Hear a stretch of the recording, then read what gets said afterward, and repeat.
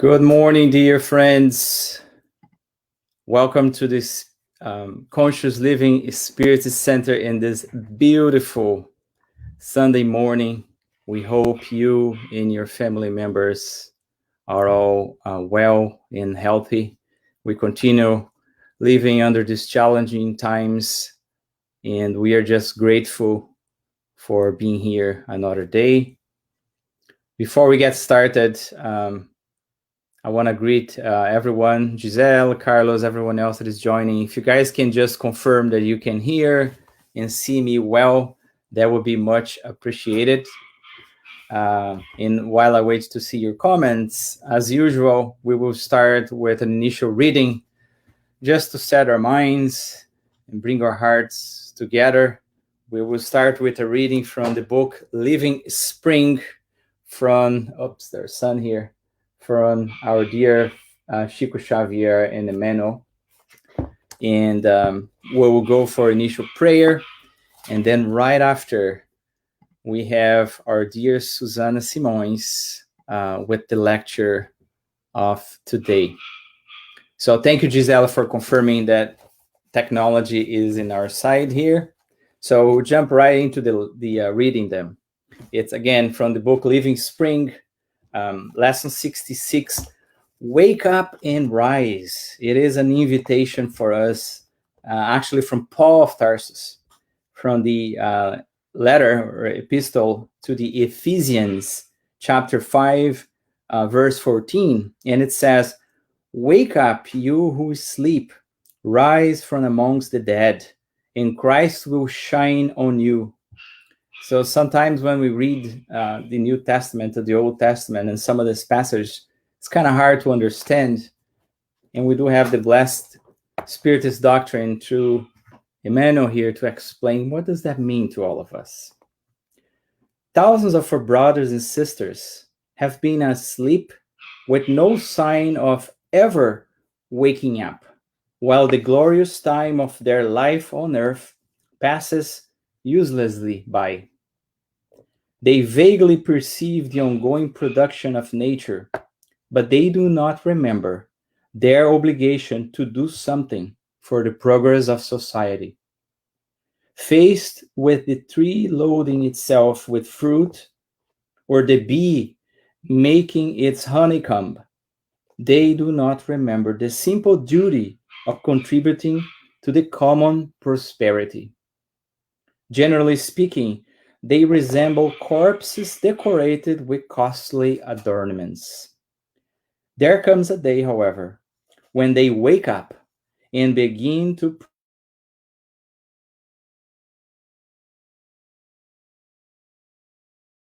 praise.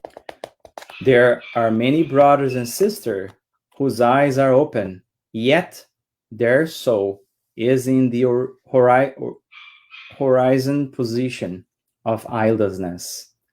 Hearts that have awakened must arise to life, to the work of sowing and harvesting the good, so that the Master may shine on them. Let us strive to alert our sleeping brothers and sisters, but let us not forget the need to help them emerge from that state of affairs. We need to know how to mobilize the right means to aid those who are close to and those who are not close to, but who need to arise to the blessings of Jesus. Making suggestions is not enough. Those who prescribe service and virtue to their neighbors without having first prepared their understanding by means of the spirit of fraternity are like the strict instructor that demands from his or her students full knowledge of a certain book without having first taught them to read. Paul said, Wake up, you who sleep, rise from among the dead, and Christ will shine on you. And we repeat, let us awaken to the superior life and arise in doing good works, and the Lord will help us so that we may help others. It's a beautiful invitation to all of us. And with that, once again, welcome everyone. And we invite you, if you wish to do so, to close your eyes and together calm our minds in our hearts, feeling the whole set of blessings that we receive from above in this day, for the peace and the protection in our health, in our ability to be here in the name of Jesus, to remind ourselves once again of all of his teachings. Dear Master, we thank you for your sacrifice, for your benevolence, never giving up on us despite our mistakes and errors. Please, Master, be with us. Allow our guardian angels, our protectors, spirits, to also be present with us, helping us to be open minded, to be humble, so that we may absorb as best as possible the lessons that we are going to receive in these very moments. The lessons that represent the food, the bread to our souls, reminding us of our immortality in this temporary material existence. Please, dear Lord, bless all of us here connected. Bless all those who may not be able to join us this morning for different reasons. And inspire and protect and guide our dear sister Susanna, who prepared with so much love the reflections that she is about to share with all of us. And with that, we ask your blessings and your permission to begin our humble session this morning. Thank you, and so be it. Dear friends, with that, I will pass it to Susanna. Susanna, good morning and welcome. Have a blessed lecture. Good morning, Marcus. Thank you. Good morning, everyone. Well, it's been a good while since I was here last speaking. So I'm actually very happy to be here in the first lecture that I'm doing this year with all of you to share some of my thoughts around the topic of immortality. We are starting a new year, 2021, after undergoing the challenges of 2020 that remain with us at this time. During 2020, as the pandemic started, we have had the opportunity to hear many lectures online with many different speakers in different parts of this world, speaking about the lessons that we perhaps had to learn from this situation that we find ourselves in. And many different aspects had been brought up. Many really wonderful reflections have helped us to to learn from the challenges that we face. But there is one thing to me that it seems like a big lesson that the pandemic has brought to the front line of our existences, which is our necessity to face forward our own mortality. This is a difficult and painful and challenging topic to talk about the end of our physical life, the end of our organic, our biological life. It is a topic that normally we avoid. It's better if we don't really talk about it. And there are reasons why we tend to avoid talking about our own mortality. We are very, very much connected to the material world. When we read question 941, for example, of the Spirit's book, there is a statement that says that we are carnal individuals, more connected to corporeal life than to spiritual life. And this is in agreement with what we read in the Gospel according to Spiritism on chapter 3, where we learn that we live in a type of world where matter prevails over the spirit. So, what that means to us is that we are spirits in this physical experience who deeply, deeply identify with the material world to the point where, although we know differently, spiritualists, spiritists, we still identify to the material world as if this is the real or the primary world. We also withdraw our value as human beings from this identification with the material, with the physical body, for instance.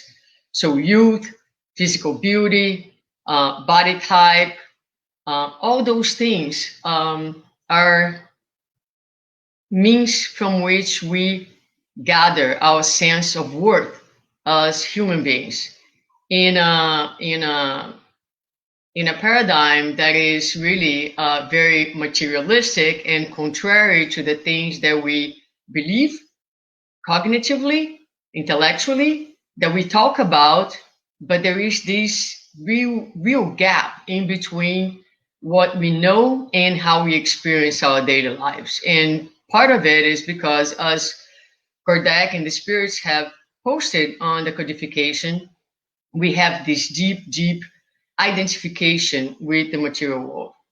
In Emmanuel, in his pages, he will talk about the relationship between spirit and the physical body in our level.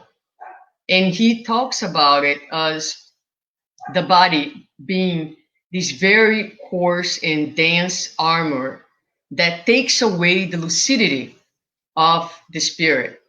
Once we are incarnated into what he's going to call a corporeal castle or a prison for the spirit, he says that our senses are buffered.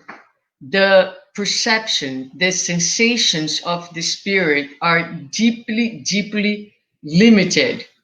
The physical brain, he compares the physical brain as a dark camera, and he's going to talk about this relationship, explaining to us that the spirit is really, really imprisoned and limited by the physical body. So any sensory perception that we have through our physical senses, the physical senses, they work as like tiny, tiny little cracks that allow a little bit of light into the spirit's awareness. So this description that Emmanuel brings to us speaks about the incredible limitations that the spirit experiences once it is inside the physical body, which is different when we are in more advanced realms. In more advanced realms, the physical body does not impede so much the perceptions and the expression of the spirit because the physical body is less dense. Therefore, the spirit, although incarnated, it is in closer contact with the spiritual realm and the spiritual reality. So this condition, the condition of our physical body being so dense, which is a reflection of where we stand in our evolution, is contributes for the spirit to also identify with this material realm because it loses some perspective of the spiritual realm. It loses touch with the spiritual realm to a great extent. Obviously, We are always in contact, as we know from spiritism as well, but relatively speaking, it is as if we are confined, and as Emmanuel says, they're like just tiny little cracks that allow some of these perceptions to come in and to bring to the spirit some lucidity. I apologize because my dogs are going crazy right now. I'm alone in the house. There's nothing I can do, so I hope that this is not being disturbing too much the transmission. But going back to where I was, so when we think about the physical death, the death of the physical body, obviously this is a very challenging and painful experience for us in our evolution, whether we are talking about our own physical death or whether we're talking about the loss of loved ones. It is very challenging, and it is very challenging, and the sorrow that we experience is also very legitimate because there is a huge void, an emptiness of that physical presence that we experience, and the longing and the void that opens in our lives. It is a trial for all of us, given the conditions that we live in. And I'm not the one who is saying that. Kardec, in question 934 of the Spirit's book, will ask the spirits the following: if the loss of the loved ones is not a legitimate cause of suffering for the ones who stay behind. And the spirits are going to answer by saying that pain is legitimate, that the sorrow is legitimate in our stage of evolution. He's going to, let me see if I can find the answer here. Okay, I found it. All right, let me go back. Doesn't the loss of loved ones cause us suffering and a legitimate source of sorrow, since such loss is both irreparable and independent of our will? And the spirits are going to say, this cause of sorrow, so they are agreeing with Kardec's question, this cause of sorrow strikes both the rich and the poor. It comprises a trial or an expiation and a law for all.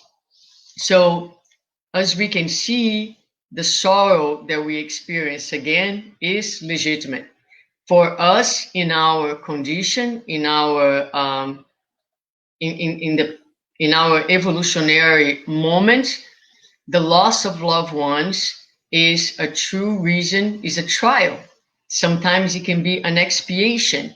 So the idea of immortality, although will bring us comfort, and we're going to talk about that, does not erase, does not minimize the void and the difficulties and the challenges that it represents for us, the loss of a loved one. Now, it would be the concept of immortality will help us to face forward this inevitable occurrence in our lives. We, as I mentioned before, often try to avoid talking about those things, but Joana de Angelis will remind us that physical death is an unavoidable part of the existential program. Do not believe to be an exception, because such a privilege does not exist.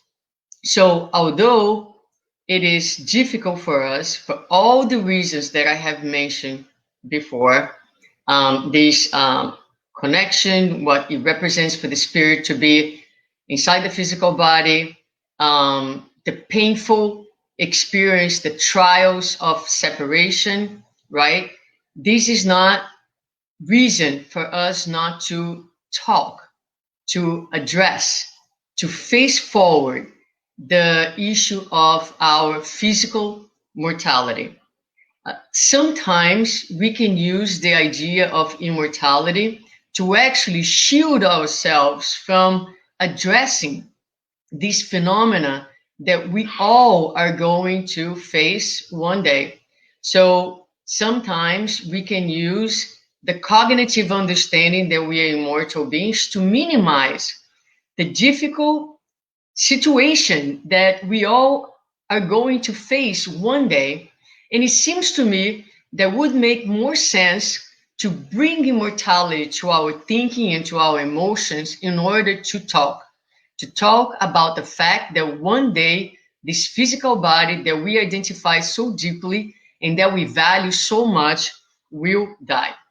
It seems to me that would be a best practice for all of us to face it, to talk about it, to reflect about it, and to ask ourselves questions that could be very helpful, such as, what does it mean to me?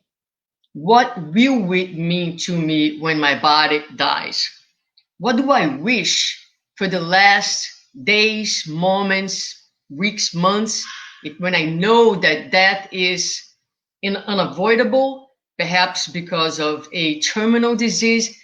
How do I want these days to be? What is going to be important for me on these days?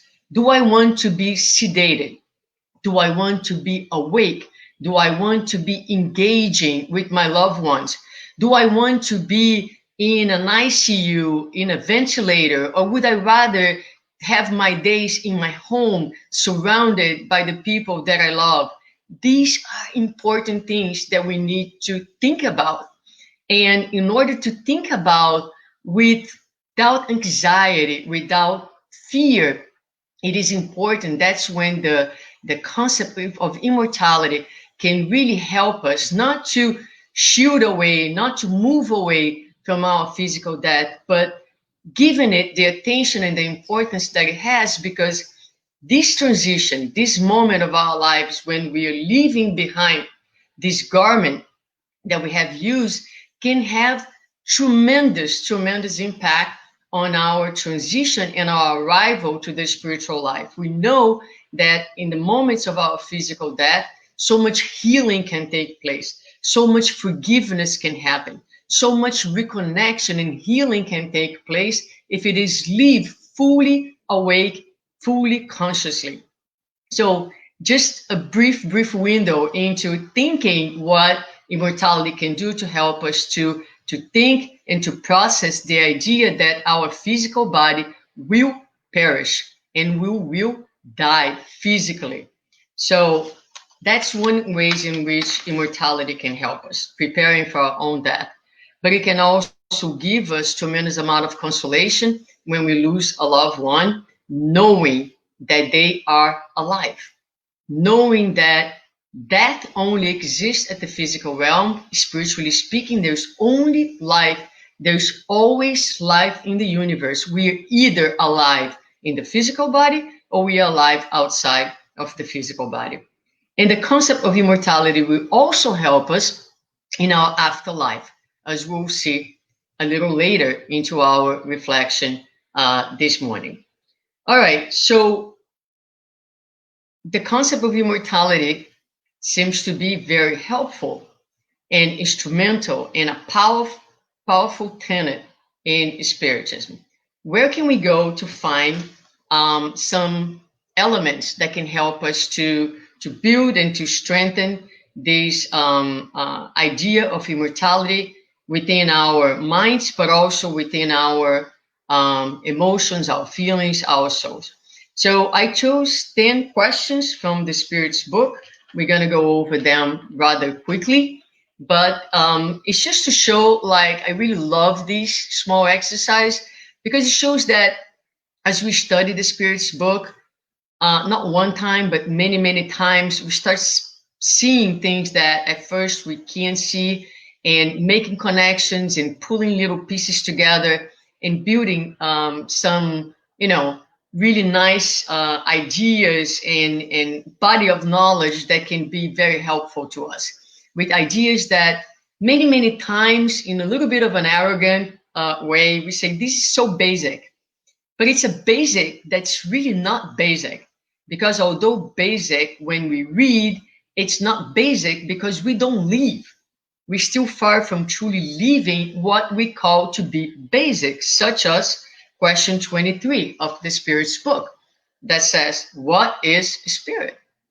And the spirits are going to reply to Kardec saying, the intelligent principle of the universe. Oh, so the universe has an intelligent principle, has also a material principle, and has God. And then in question 76, now Kardec asked, what is a spirit on 23? Now on 76, he's going to ask about spirits again, and he's going to say, how we may define spirit. Kardec is asking the same question pretty much, but here spirit comes with a capital S, right? So there is a tiny, tiny little difference, or maybe not so tiny difference, and the spirits are going to repeat. We can say that spirits are the intelligent beings of the universe beyond the material world. And here, if we look at it, the spirits now are referring to the word spirit as the individuality that survives the death of the physical body. In question 85, Kardec is going to ask the spirits, which of the two, the spirit world or the corporeal world, is the principal one in the order of things? And the spirits are going to respond, the spirit world. It is pre-existing to and will survive everything else.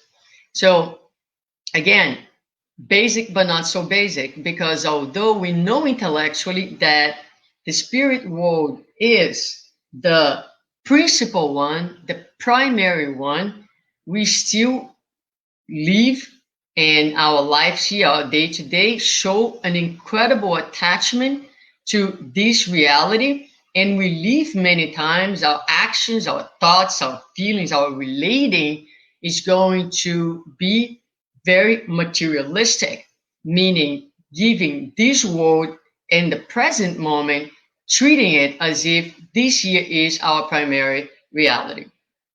On question 134, Kardec is going to ask, what is the soul? Soul is an incarnate spirit. Okay, so we have the spirit, the individuality. When it's inside the body, we're going to refer to it as a soul. And then on 134a, let me make sure I'm understanding this. What is the soul before its union with the body? A spirit. Is that clear? Right? The spirits probably were thinking. Is that clear to you now? But on 149, Kardec is going to say, what is the soul transformed after its death? It becomes a spirit again. It returns to the world of the spirits that it had temporarily left. So we leave our primary world, the principal, the essential, the real one, temporarily. We come in here, we take this physical body, right? And for a short period of time, and then we return to our home, to our primary, to the principal reality that we all come from. On question 150, does the soul preserve its individuality after death? Yes, it never loses it. What would the soul be if it did not preserve its individuality? So the spirits are telling, not only we return, but we continue to be who we are. In other words, we don't have our physical bodies anymore, but we continue to be ourselves with our emotions, with everything that we have learned, with our intellectual abilities, with our talents, with our faculties, with our virtues, everything emotional, feelings, intellect, cognition. This is who we are. And all that remains untouchable as we transition from one realm to another. Our feelings, our connections, the loves that we have developed and nurtured, the connections that we have made, all that remains with us. How can the soul, now we are in question 166, How can the soul that has not reached perfection during its corporeal life complete the work of its purification? So, right here, the spirits are going to bring the concept of reincarnation by saying, by submitting to the trial of a new existence. So, therefore, they're bringing the idea that not only we come from a world that pre-exists, we incarnate for a temporary period of time, right? We go back to the primary or principal realm and we return. We return because we have yet things to learn. On question 224, what becomes of the soul during the intervals between incarnations? So there is an interval, there's a time where we are up there, let's put it this way, right? In this different realm, in this different vibration.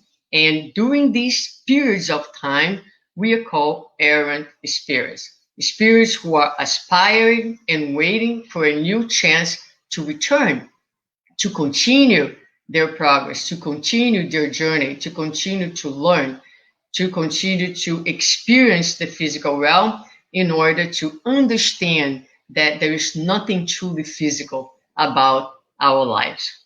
And finally, in question 170, going back a little bit, and this is the 10th question from the 10th that I said I was going to bring. What is the spirit becomes after its final incarnation? A blessed, a pure spirit.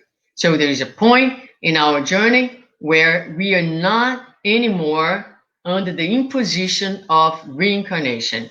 We have accomplished the learning necessary to be called blessed, to be happy.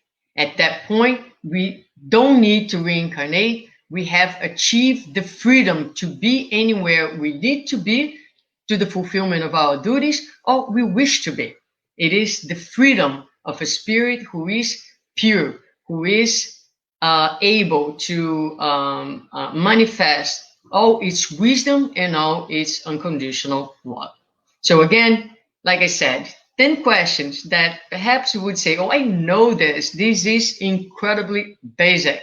But as we look at our lives, there is absolutely nothing so basic about it because I can recite, maybe I can memorize. It is all cognitive, but the idea is that these ideas, they need to really come down from our minds, enter our hearts, and become visceral, meaning they will be permeating our lives and our actions, our thinking, our relating, our values will be an expression of the knowledge, of the certainty of our immortality. Now, um, when we can look at immortality by studying these concepts in the codification, but also what Spiritism also does, it gives us some proof about immortality. And we have that when we look at mediumship, also when we study the anemic phenomena. Anemic phenomena are the phenomena that's going to speak about some of the powers of the spirit. So when I read someone's thoughts, it's really not my brain who's doing that. It is the spirit possibility to capture. It's ultimately translated into the brain, but it is an anemic phenomenon. When I transport myself outside of my body to a different place, this is also an anemic phenomenon that speaks about the existence of the spirit. And there is one passage from the gospel that I believe speaks very deeply about immortality in many different levels. And this passage is the passage of the transfiguration that we find in the gospel of Luke, chapter 9, items 28 to 36. I'm going to bring to you until number 35. And this translation is from the international version of the Bible. So the text says, about 8 days after Jesus said this, he took Peter, John, and James with him and went up onto a mountain to pray. As he was praying, the appearance of his face changed, and his clothes became as bright as a flash of lightning. Two men, Moses and Elijah, appear in glorious splendor, talking with Jesus. They spoke about his departure, which he was about to bring fulfillment in Jerusalem.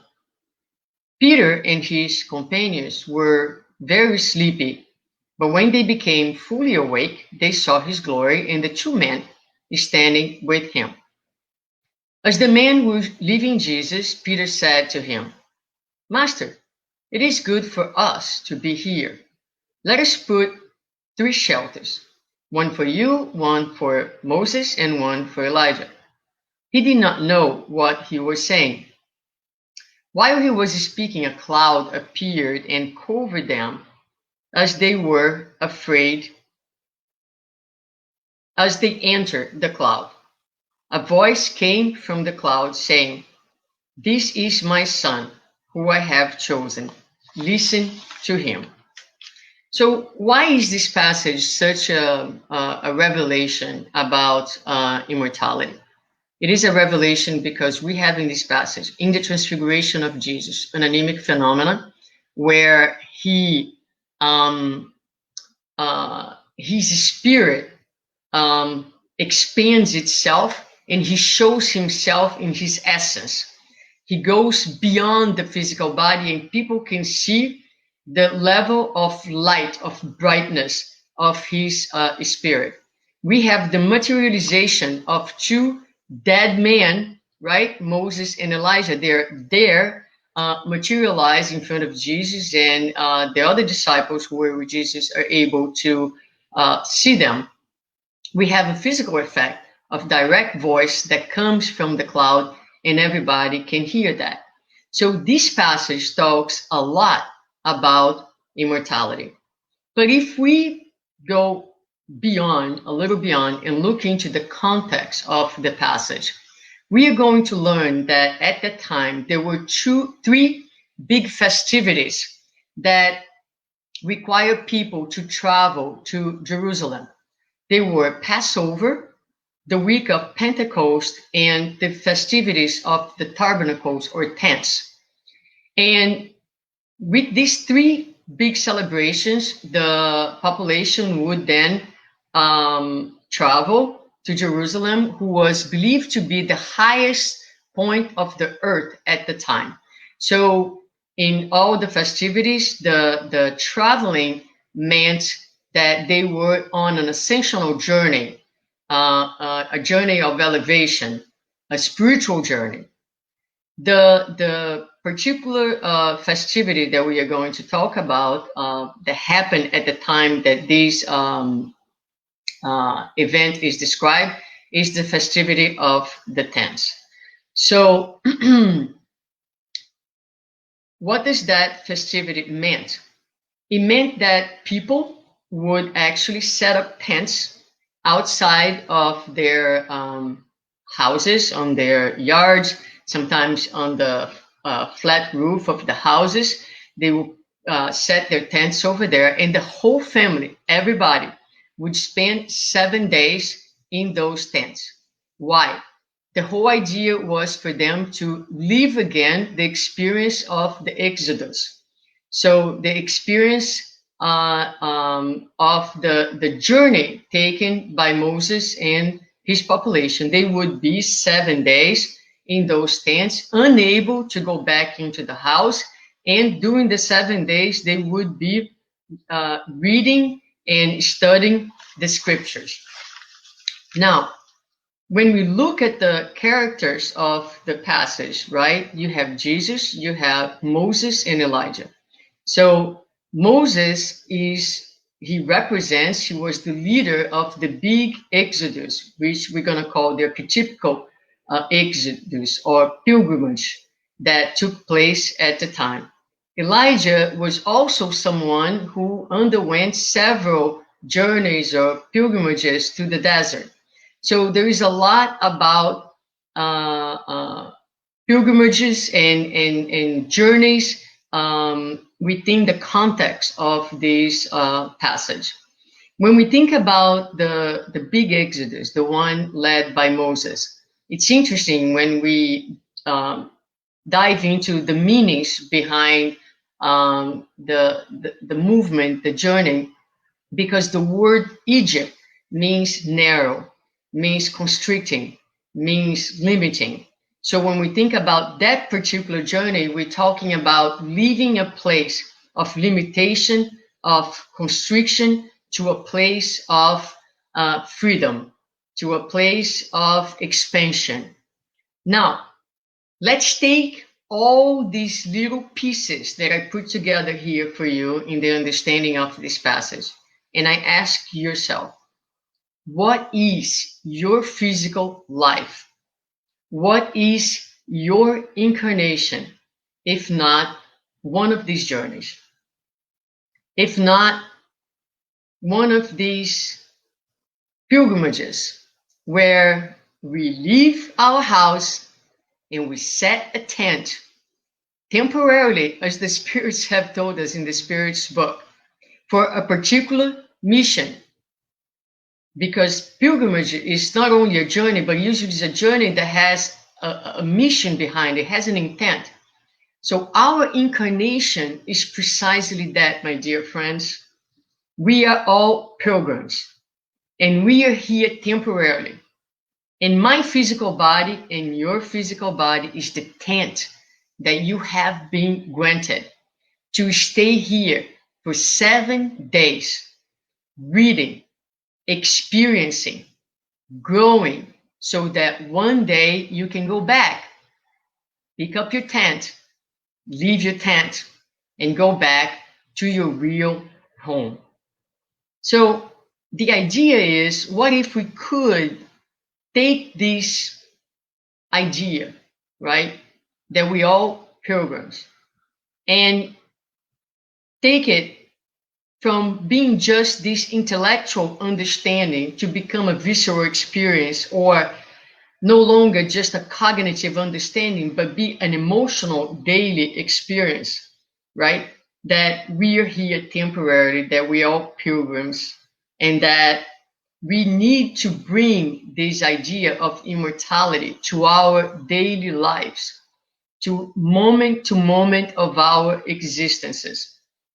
Now, there is a very interesting one last point about this passage that I want to highlight before we start closing, is when Peter said to Jesus, what if we, like, we are right here in the top of this mountain, right? There is all the festivities going on down there in Jerusalem where the crowd is gathering. We are here in this very intimate moment. Why not set up our tent right here? Get Moses and Elijah to stay with us, and let's be here in this transcendent moment together. And the text is clear and says that Peter had no idea what he was talking about. And what does that mean? That means that is easy. Perhaps you're listening to me and you are feeling a little bit more connected to the sense of immortality right now. And you're like, yes, this makes sense, right? So we are here gathering in this virtual encounter. We could be in our spiritual center. We could be hiking on the top of a mountain ourselves, looking at a beautiful mountain in a sunset, isolated from the world in a vacation or something like that. And it is easy to experience transcendency when we are in these sacred, sporadic, occasional moments. But Jesus said, no, Peter, that makes no sense. I want to take the idea of immortality down to Jerusalem, where all the people are, to the middle of the festivities, because the message of the gospel is not for specific moments where we stop and pray. The message of the gospel needs to be present when your kid's crying, when you come home and you're tired, when you're dealing with a difficult relationship. This is what we are called to do. This is what this message is inviting us to do, which is to bring the idea of immortality to our daily lives, to the ways in which we experience our existence. Listen, we are living very, very difficult moments. I probably can say that each one of us knows someone who have died or someone who have lost someone else. I have friends who have lost both parents in a span of 25 days. I have personally seen two distant cousins who were sisters to die within the span of maybe 3 months. I experience every single day when I go to work right now the death of a patient of mine. These are very challenging and difficult times.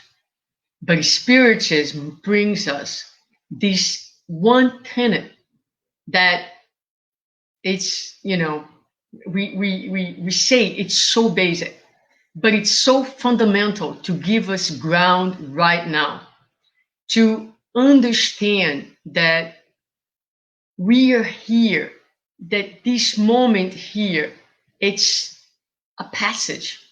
Our physical bodies are just that, tents that we set up temporarily. And yes, it will be painful because it is within our condition. The pain, the longing, the emptiness, the void.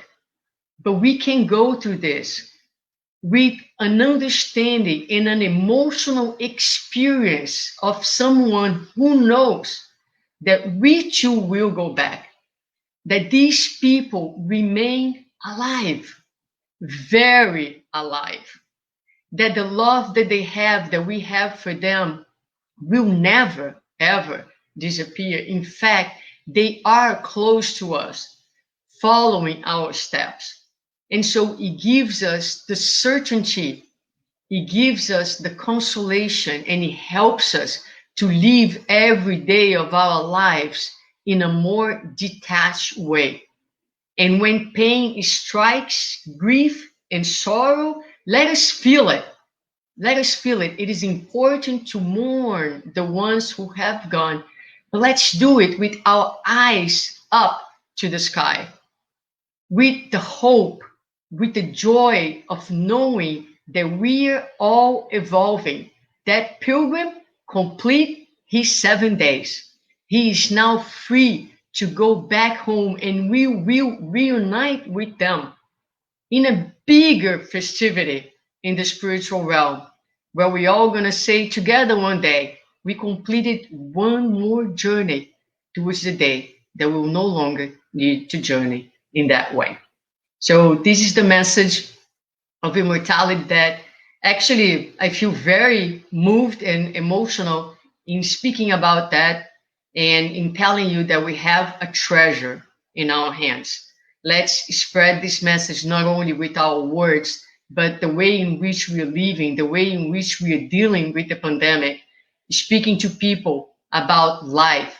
There is only life in the universe, and that showing people how these principles can help us in face of all the challenges, all the pain, and all the sorrow, to stay grounded and to keep our heads up with faith, with acceptance, with hope, and with certainty that there is only life in the universe.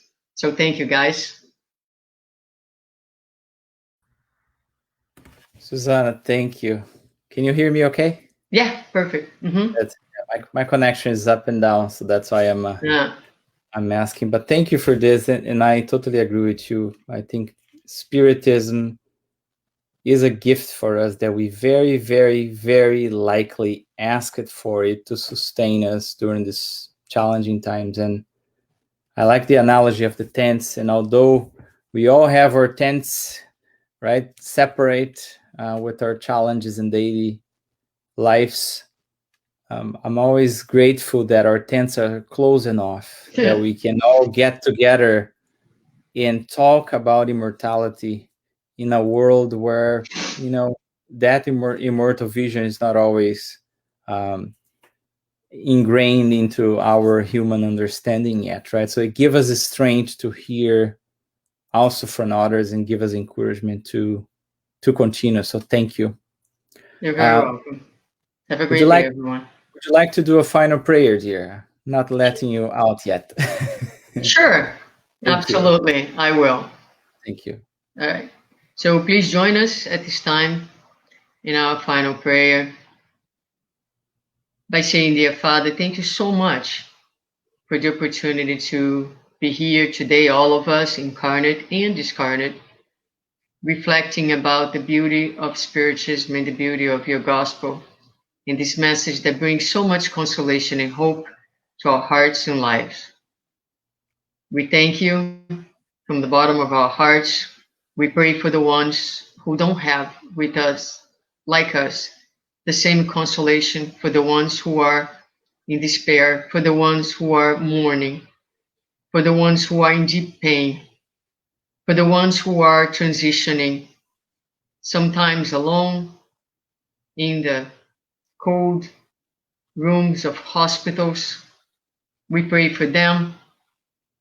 We ask you to be with all of us, giving us the strength to continue to go through these times of challenges, of difficulties, with courage to speak and to demonstrate our faith and to convert the teachings into actions that can help not only ourselves but all the ones who are journeying side by side with us. Bless our homes, our families, our loved ones. Bless this humanity as we all undergo this difficult transition. Remind us always that we are in this big journey towards better days, towards a new earth, towards a regeneration world.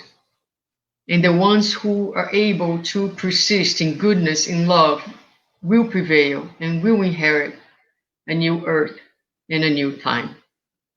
May the hope and the consolation be always within our hearts, holding us strong and helping us to get up each day, one day after another, with courage and determination to get our day, to fulfill our duties, and to love always. Thank you so much, dear Father, for the blessings of this morning, and so be it. So be it. Thank you once again, Susanna. Thank you, everyone who joined us. It's always great to have you all here, the Conscious Living family. God bless you all. Have a wonderful week, and we'll see you all in our next encounters, in our study groups, or in our next upcoming lectures. Bye, everyone. Bye now.